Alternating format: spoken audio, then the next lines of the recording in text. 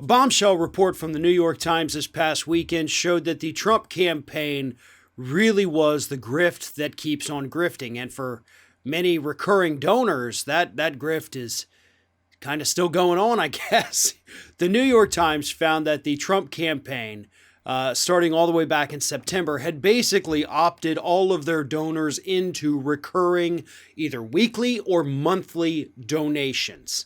And you had to physically go through the terms and conditions and unselect recurring donation. Otherwise, whatever you decided to give, $5, $10, $15, $20, was either going to come out every single week from your bank account or once a month. And of course, when they had their money bombs, you were automatically signed up for that, and that would double your donation. Again, unless you physically opted out of it. They set up their website, their donation website at WinRed, to automatically take that money out of your account unless you told them, do not take this money out of my account. Here it is from the New York Times. Contributors had to wade through a fine print disclaimer and manually uncheck a box to opt out. As the election neared, the Trump team made that disclaimer increasingly opaque, an investigation by the New York Times showed.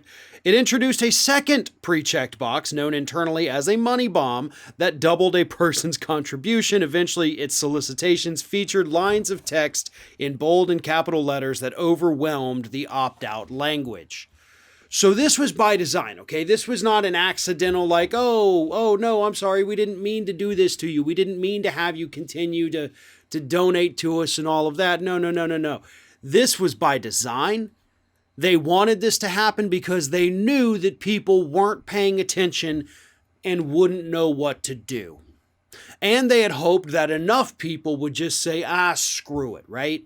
I mean, let's be honest. How many times have we seen recurring payments coming out of our thing for something we don't have, something we don't use, maybe a service that we don't even remember our login for, but hey, it's like $4 or $5 a month and we just say, screw it. It does happen.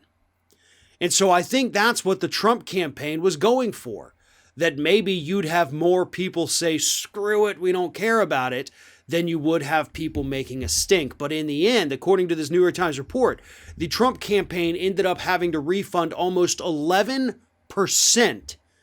of their donations. 11% of their donations from 2020 had to be refunded versus the Biden campaign that only had to refund 2% of their donations. But folks, this is what we're talking about when we talk about Donald Trump being a grifter.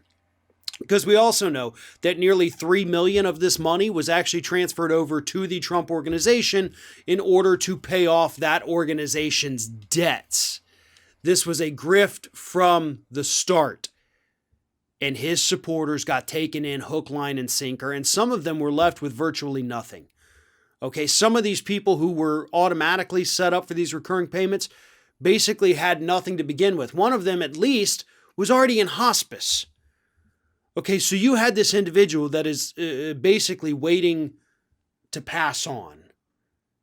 And the last thing that happens to them in their life is that they get taken in by Donald Trump and his unfettered greed. That's everything that you need to know about the Trump administration. That's everything you need to know about Donald Trump himself, because this is what he's all about. It was never always about winning. It was never about anything other than how much money he could put in his pockets from the gullible and the naive. And I think the depths of that, we've barely even began to explore the surface of it.